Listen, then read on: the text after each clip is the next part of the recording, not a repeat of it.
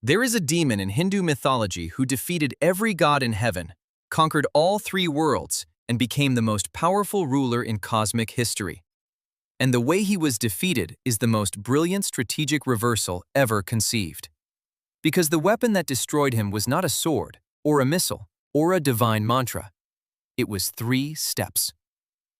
His name was Mahabali, and in Kerala, they still celebrate him as the greatest king who ever lived. Mahabali was the grandson of Prahlada, the legendary devotee of Vishnu. He inherited his grandfather's devotion, but combined it with an ambition that was terrifying. Through severe penance and devotion, Mahabali acquired power that rivaled the gods. He then did what any ambitious ruler would do. He used it. Mahabali conquered the earth first, then the underworld. Then he turned his sights on heaven itself. Indra, the king of the gods, tried to fight. He lost. Badly. The Devas were driven out of heaven. They wandered the universe as refugees, while a demon sat on the throne of paradise. But here is the twist. Mahabali was a good king, not just competent, genuinely good. Under his rule, there was no poverty, no crime, no dishonesty, no inequality. Everyone had enough. Everyone was happy. There was no discrimination based on caste or status. His kingdom was a utopia. The problem was not that Mahabali was evil. The problem was that he was too powerful. The cosmic order requires balance between gods and demons. When one side gets too strong, the universe destabilizes. Mahabali had to be stopped, not because he was wrong, but because he was disrupting the balance simply by being too successful. The gods went to Vishnu and begged for help. Vishnu devised a plan of devastating elegance. He incarnated as Vamana, a tiny Brahmin dwarf, a small, polite, humble boy carrying an umbrella and a water pot. He appeared at one of Mahabali's great yajnas, where the king was giving gifts to Brahmins. Mahabali welcomed the small Brahmin and asked what he wanted. Vamana said he wanted just 3 steps of land, 3 paces, whatever he could cover in 3 steps. That was all. Mahabali laughed. His guru, Shukracharya, did not laugh. Shukracharya recognized Vishnu in disguise and desperately warned Mahabali.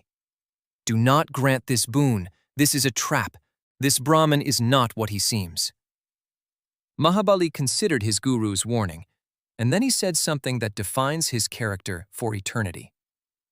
If the Lord himself has come to ask me for something, what greater honor could there be? I will not go back on my word. A promise is a promise, even to a god disguised as a beggar. Mahabali poured the ceremonial water to seal the gift. Vamana began to grow. The tiny Brahmin expanded upward and outward until he was cosmic in size, towering above the clouds, above the atmosphere, above the celestial spheres. With his first step, he covered the entire earth. With his second step, he covered all of heaven and the celestial realms. 2 steps had claimed everything. There was nothing left. Vamana looked down at Mahabali and asked, "Where should I place my 3rd step?" Mahabali, without hesitation, bowed his head and said, "On my head. Place your foot on me. I have nothing else to give." Vamana placed his foot on Mahabali's head and pushed him down, down through the earth, all the way to the underworld, Patala. Mahabali accepted it with grace. He did not fight. He did not complain. He did not curse the god who tricked him. He had given his word, and he kept it, even though it cost him everything. Vishnu was so impressed by Mahabali's integrity that he granted him a boon. One day every year, Mahabali would be allowed to return to earth and visit his people. That day is Onam, the biggest festival in Kerala. Every year, the people of Kerala clean their homes, make elaborate flower carpets called pookalams, prepare feasts, hold boat races, and celebrate the return of the king who loved them so much that even exile to the underworld could not keep him away. They do not celebrate the god who defeated him. They celebrate the king who was defeated. In Kerala, Mahabali is not a villain. He is the greatest ruler in history, the man whose kingdom was so perfect that even the gods were jealous, the leader whose only flaw was being too generous to say no. Every Onam, when Keralites say, Maveli Nadu Vanidam Kalam, remembering the time when Mahabali ruled and there was no sorrow, they are mourning a golden age that was taken away not because it failed, but because it succeeded too well. The story of Mahabali is Indian mythology at its most morally complex. The hero loses, the god tricks.